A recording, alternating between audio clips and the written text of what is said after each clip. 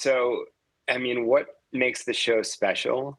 There's nothing else like it. There is no other show like that you will ever see. And if you go see the show, I guarantee it's probably going to be the best 90 minutes you've ever spent in a theater, even if you don't like theater, especially if you don't like theater. So, like, the show is about three blue beings that show up, and we don't know where they're from. It doesn't matter. They're not from here, right? So they show up and they're exposed to the audience, who is the fourth, character in the show aside from the band. And throughout the course of the show, they learn about our world, and they don't speak. They communicate with body language, music, and humor. And like it's stuff that like everybody gets. If you're 5 years old, you'll get what's going on. If you live in Saudi Arabia, which we've done the show there, you'll get what's going on. If you live in Canada, like it's universal human stuff. So it's about looking at our world through a different set of eyes.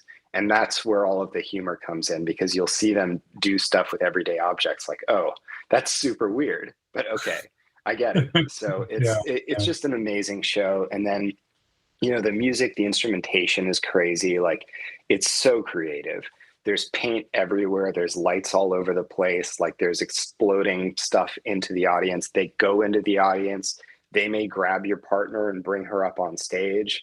Like, anything can happen.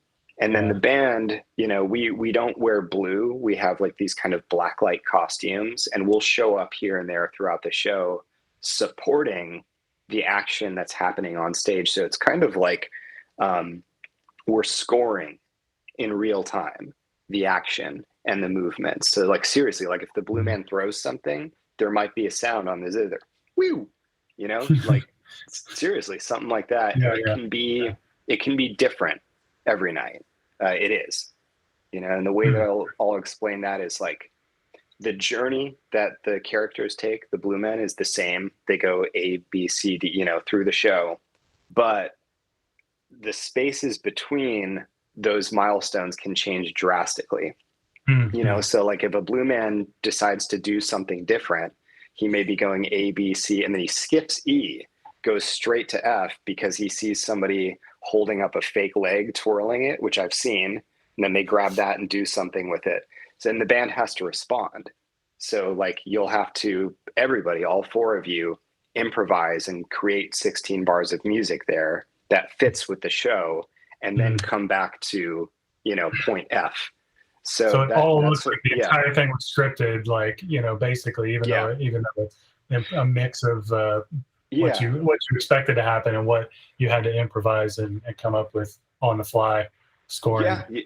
Yeah, because I mean, random stuff happens in the show, and because of the nature of the character, like audience members are much more likely to participate with silly things, just because the character is like depersonalized, so it's not like you're looking at me as a person. You're looking at like this blank canvas character, and it helps to make the audience more open and receptive to doing things with them, which is cool.